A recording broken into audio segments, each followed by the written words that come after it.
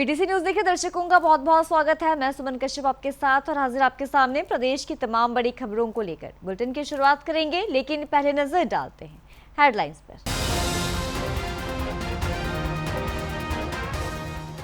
केंद्रीय मंत्री मनोहर लाल पहुंचे करनाल। बढ़ रही आपराधिक घटनाओं पर केंद्रीय मंत्री ने चिंता जताई। कहा, लोगों की सोच अच्छी होनी चाहिए। गुरुग्राम में जल भराव की समस्या पर बोले अनिल विज। कहा, गलत प्लानिंग के चलते आज लोग भुगत रहे कष्ट। जब गुरुग्राम शहर बसा था, राज्य में थी विपक्ष की सरकार। मोहनलाल बड़ौली ने संगमेश्वर महादेव मंदिर अरुणाय में की पूजा अर्चना। पंजाब के सीएम पर भाजपा प्रदेश अध्यक्ष ने निशाना साधा। कहा, प्रधानमंत्री पर की गई टिप्पणी पूरे देश का अपमान। दिल्ली अमृतसर हाईवे पर अंबाला में 3 गाड़ियां आपस में टकराई। हाईवे पर लंबा जाम लगा, नहीं हुआ कोई जानी नुकसान। पुलिस ने मौके पर पहुंचकर यातायात को सुचारू किया। पानीपत में मकान के छत गिरने से पति पत्नी मिट्टी में दबे। पत्नी की मौत। स्थानीय लोगों ने कड़ी मशक्कत के बाद दंपति को बाहर निकाला।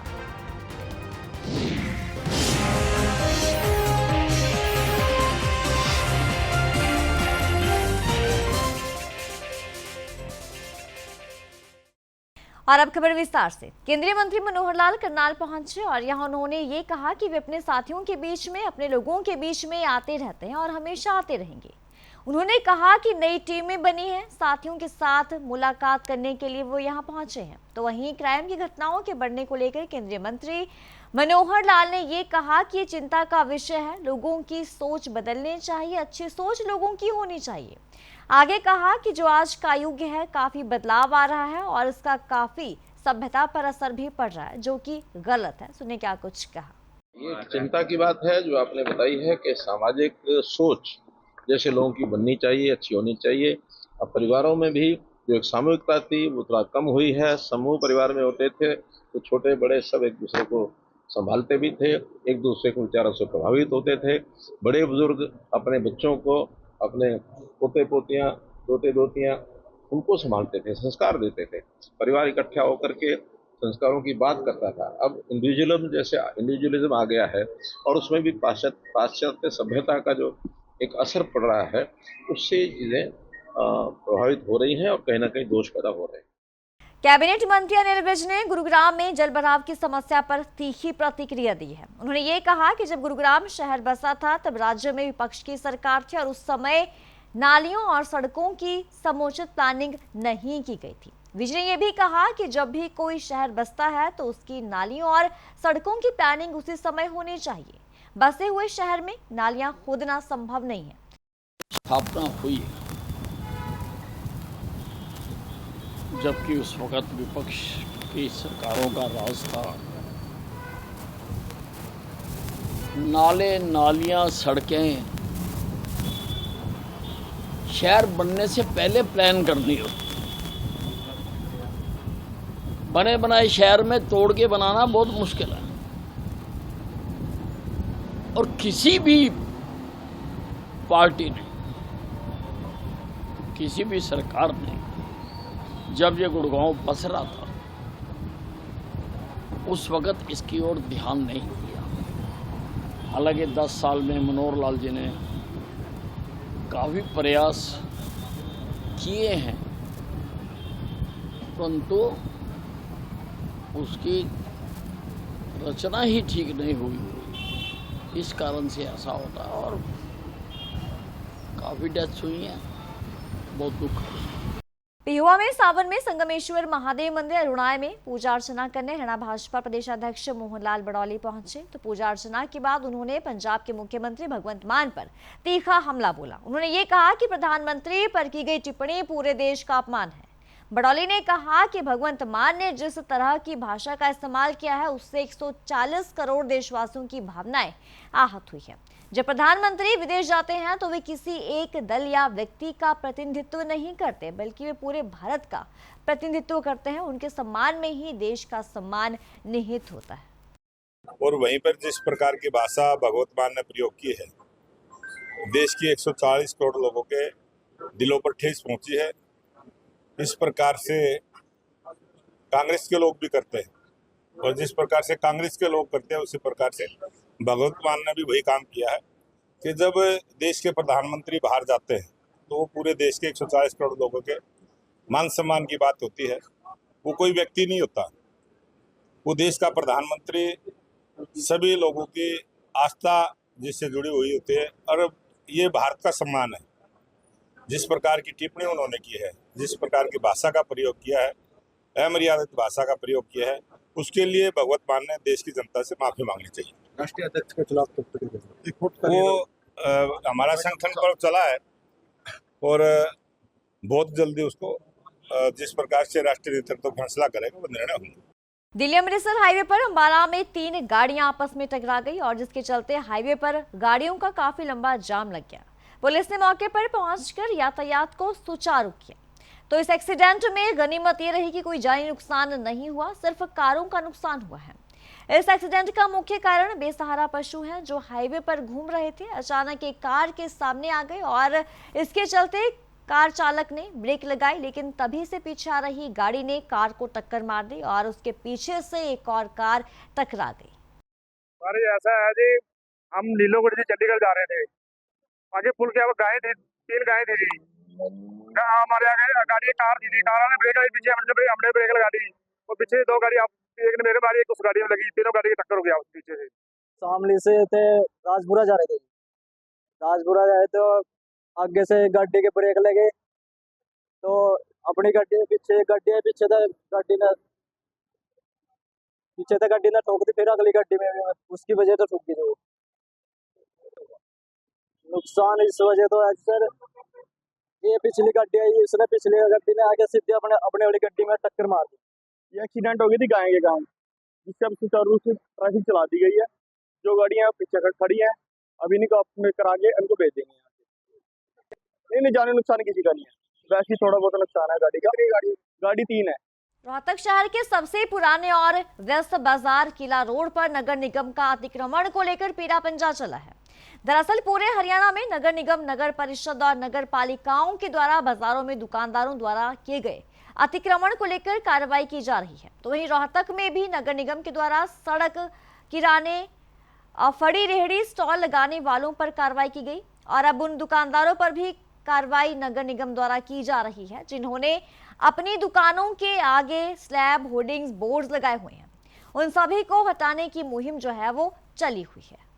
तो आज हमारे साथ किला रोड पे जो भी ये घटना घटित हुई है, हम इस बात पे बहुत पूरे बाजार में रोष है और पूरा बाजार ये चाहता नहीं था कि ऐसा कार्य हमारे साथ हो जाए, लेकिन कमिश्नर साहब ने भी हमारे को आश्वासन दिया था कि मैं कोशिश करके 4.5 या 5 फुट के शेड बारिश हवा पानी के लिए बचा देंगे, लेकिन आज हमारे पास वो व्यवस्था भी नहीं रही।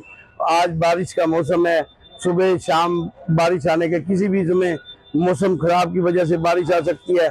आज हमारे पास इतना शेड भी नहीं है कि 2 बूंदे बारिश की आएंगी तो हम अपनी दुकानों के अंदर अपनी बारिश को, हवा को, पानी को, रोशनी को, ये वो छार आती है बारिश की, वो भी आज हमारी दुकानों के अंदर जाएगी जी। आज का जो रहा उसके वजह से व्यापारी परेशान तो बहुत है। एक ऐसा व्यवहार किया गया है व्यापारी के साथ जैसे कोई चोर है, क्योंकि 4:30 बजे बिना किसी को बताए, बिना किसी को वो करे, सबका नुकसान करना, ये ऐसा ही होता है कि जैसे कोई चोरी का काम कर रहा हो किसी। ठीक है, अब आप ये देखो कि इसको सुधरने में कितना टाइम लगेगा। ना यहाँ पे दुकानदारी हो पाएगी, लोगों का खर्चा, लोगों का एक्सपेंस डेली चलता रहेगा। लड़कों की तनख्वाहें नहीं रोक सकते, उन्होंने भी अपना घर चलाना है, किसी का किराया भी नहीं रोक सकता, उन्होंने भी अपना वो करना है। किला रोड को हमेशा हर बारी टारगेट किया जाता है सबसे पहले। थर्मल पावर स्टेशन के नजदीक सुंदर नगर में एक पुराने मकान की छत गिरने से महिला की मौत हो गई, जबकि उसके पति की हालत जो है वो गंभीर बताई जा रही है। स्थानीय लोगों ने काफी मशक्कत के बाद बिहार के रहने वाले दंपति को मलबे से बाहर निकाला और 6 साल से वो इसी मकान में किराए पर रह रहे थे। पुलिस के अनुसार पानीपत में बीते 2 दिनों में हुई बारिश के चलते सुबह तकरीबन 3 बजे मकान की कड़ियां जो है वो ढह गई। छत गिरने की आवाज सुनकर आसपास के लोग मौके पर पहुंचे, उन्होंने मलबा हटाना शुरू किया। लोगों ने सुरेंद्र को कुछ देर बाद ही मलबे से बाहर निकाल लिया, जबकि उसकी पत्नी रूबी को करीब 20 मिनट के बाद बाहर निकाला जा सका। उनको अस्पताल ले जाया गया, जहां पर महिला को डॉक्टर्स ने मृत घोषित कर दिया। 3 बजे की बात है, आवाज़ आई थी जैसे कि कुछ भारी चीज़ गिरी हो। तभी हम बाहर निकले तो इधर उधर हमने देखा तो छत गिर गई थी। छत अंदर कमरे में 2 हस्बैंड वाइफ थे, दोनों दब चुके थे। हमने तभी दरवाज़ा तोड़ा, दरवाज़ा तोड़ के अंदर गए। अंदर जाने के बाद में मलबा हटाया हमने उनके ऊपर से। तब उन जो जेंट्स थे उनको पहले निकाल लिया गया था, फिर बाद में लेडीज़ ही निकाल ली। लेडीज़ की मौके पे ही मौत हो गई थी। कितने बजे की बात होगी? 3 बजे के 10 मिनट पे। काफी मलबा, हाँ, काफी मलबा नीचे दब गए काफी थे। था। हाँ, मिट्टी बहुत ज़्यादा है छत पे। मिट्टी ज़्यादा थी, इसकी वजह से ही उनकी मौत हो गई। और जो पति हैं उनके? वो तो अस्पताल में भर्ती है ना, वो तो ज़्यादा गंभीर है हालत वैसे उनकी। कुरुक्षेत्र के लाडवा उपमंडल के गांव निवा राशि से खजाना मिला और लोग हैरान रह गए। जी हाँ, गांव के कई लोग और मजदूर यहां पर काम कर रहे थे और इन्हें चांदी के सैकड़ों साल पुराने सिक्के मिले हैं। जानकारी के मुताबिक करीब 10 किलो चांदी अलग अलग लोगों को मिली है। तो गांव की प्राचीन शिव मंदिर से मिट्टी उठाकर रास्ते पर डाली जा रही थी और वहां पास के खेतों में काम कर रहे मजदूरों को मिट्टी से चांदी के सिक्के मिले। आपको कितने सिक्के मिले हैं? एक।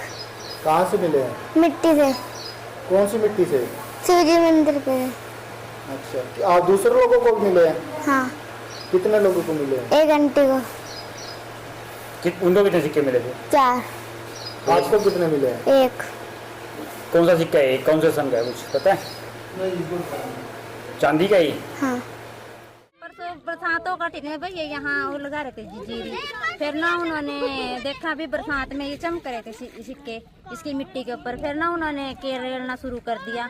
फिर उन्हें 1 मिला, 2 मिला, फिर इस तरह करका फिर हमारे पड़ोस की 2 बुआ थी, फिर मैं भी लग गई करियाना। फिर इस तरह करका सारे आके धीरे धीरे करका फिर सारे गाँव वालों ने पता लग गया।